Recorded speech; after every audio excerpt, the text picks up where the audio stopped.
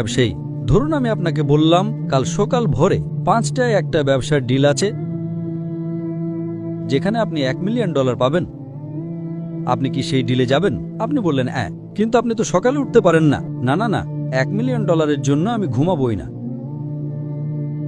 তাহলে $1 মিলিয়ন জন্য আপনি ঘুমান না, কিন্তু 2 রাকাত সুন্নাত যা পৃথিবী এবং এর মধ্যে যা কিছু আছে তার চেয়েও দামি, তার জন্য উঠতে পারেন না? ফজরের সালাতের মূল্য কত ভাবুন।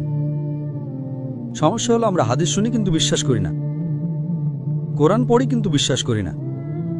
আল্লাহ বলেছেন, তাই আমি বলি আমি কখনোই আমার ফজর মিস করব না, এমনকি আমার সুন্নাতও মিস করব না। কেউ আমাকে $1 মিলিয়ন দিলেও না। হ্যাঁ, সুন্নাত পড়া ফরজ নয়। আপনাকে যেটা বুঝতে হবে, যদি আপনি সত্যিই বিশ্বাস